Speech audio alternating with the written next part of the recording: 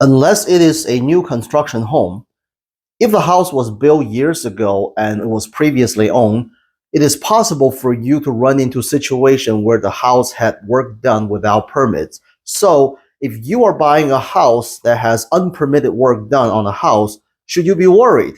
And if you are looking to sell a house and certain part of the property has unknown permit status, would it hurt your price?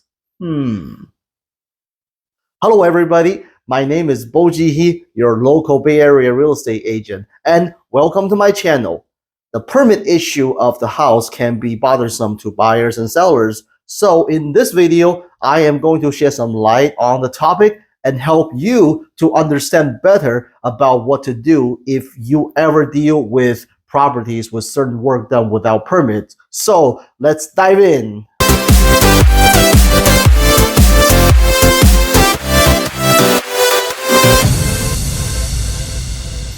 Okay, when it comes to permits, every situation is different, and therefore you should look at them individually.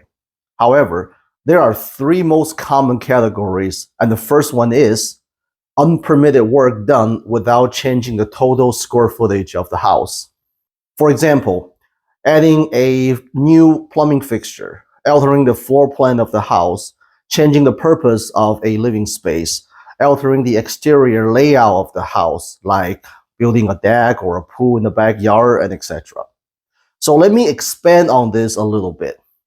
Every so often, you'll run into a situation where there's a toilet and a sink in a what appears to be a large walk-in closet, or a garage is sectioned up and have small kitchens and bath installed. Some other times, you'll see a bathroom being reverted into a dining room and etc. Now, these alterations can be more common because most of the work was simple and straightforward, and the owner just went ahead and did it. Or they bought the house like that and didn't bother about it. Now, before you get freaked out about these situations, realize that these alterations are mostly pretty easy to revert back. And unless you are renting the space out and the tenant is reporting you, it wouldn't be a problem. Of course, every city's guideline is different.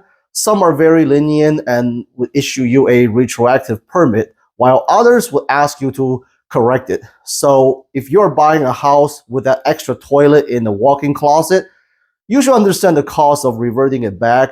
And of course, don't walk around and saying that you have gotten an extra half bath when it's not. The rest is really up to you if you want to keep it that way or correcting it back. Now, as far as exterior fixtures, such as building a new deck, a pool, replacing a roof, or foundation repairs, permits are all required, and it's very rarely, except building a deck, you will come across any of these work done without the help of specific trade special experts. So the rule of thumb is always think that what would it cost to undo the work if you have to? As long as it's straightforward and you can easily handle, it shouldn't be a problem. Now, the second situation is the unpermitted work done by changing the total square footage of the property. An example would be adding an extra sunroom in the backyard, converting a garage into a living space, or adding an ADU and etc. Now, it can be more common than none that I've seen properties with extra sunrooms in the backyard, adding another 400 square foot living space, or a garage is being converted back into a living space with finished walls and floors. I've even seen small ADUs being built in the backyard without a permit. When you are running into these situations, understand that even if functionally the house is now a 4-bedroom with no garage, its legal description is still a 3-bedroom with a garage. So the thing to look for is how well is the work being done? Does it meet most of the current building code? Is the space done with workman's standard? Does it have windows, heaters, fire access? How is it positioned with the main unit? How difficult is it to legalize a space based on what's currently being done? And of course, how hard is it to revert the situation back? When an appraiser walks into the property and sees these things, their decisions are largely based on the quality of the work being done. Understand that there are the super conservative ones that will absolutely not give credit at all, and the ones that will give full credit. Most of them are going to fall somewhere in between. So if you have an area of the home that are not permitted, it's not an automatic deal breaker. Just disclose it to the buyers, and yes, it will scare some away, but as long as the work is being done nicely, it will still add value. Compared to the first situation, this one is adding living square footage to the building, and therefore it is generally more costly to revert back. If the added square footage is being rented out and the rent being collected, the rental would be stopped if the city finds out about the permit status. However, as I said before, if the work is being done nicely and improve lifestyle of the living, it will still be desired. Again, every situation is different. Consult with a trusted handyman or a contractor, and certainly check with the city for further evaluation.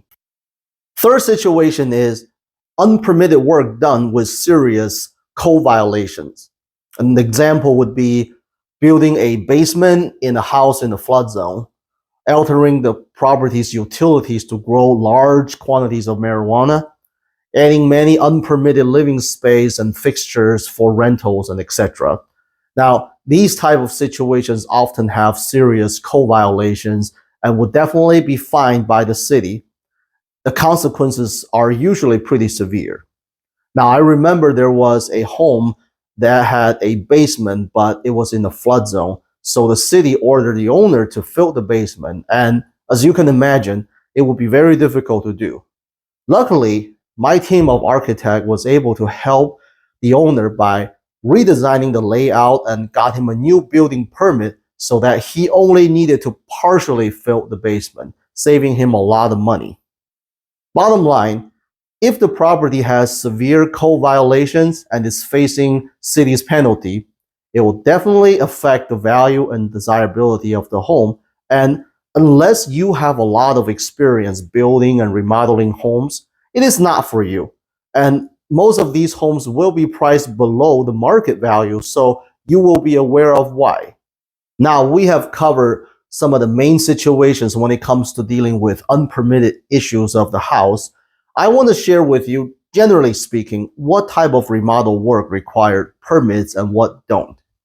Generally speaking, any interior remodeling work like replacing the floor, the painting, replacing the kitchen cabinets, removing popcorn ceilings, as long as it's not changing the floor plan or the structure of the house, there's no need to apply for building permits.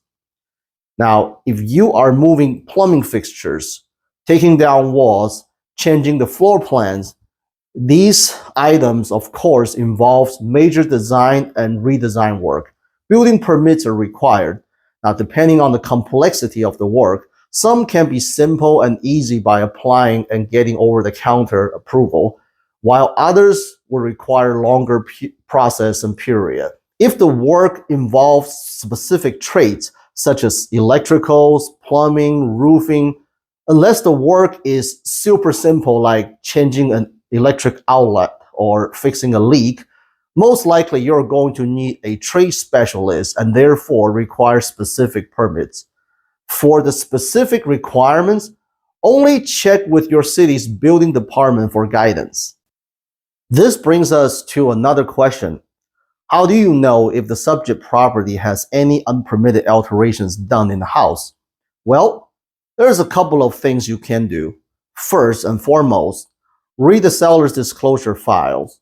California and every state that I know of have laws that require the seller to disclose any material facts that could affect the value and the desirability of the house, including any permit status of the work that they know of.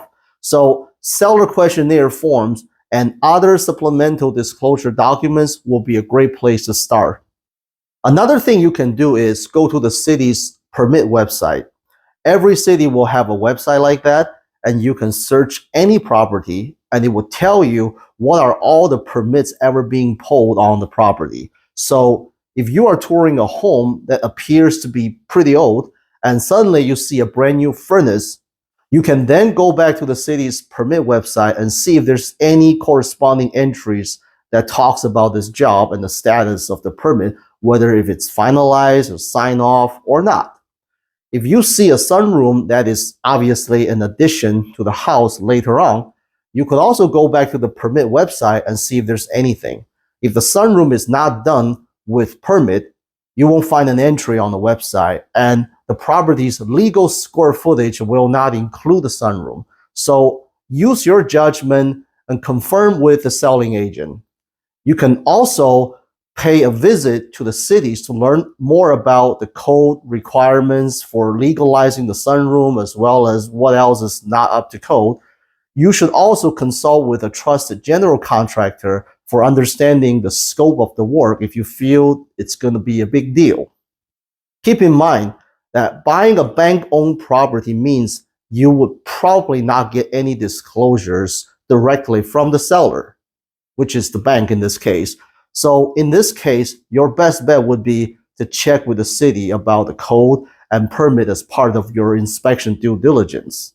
All right, guys, that's it.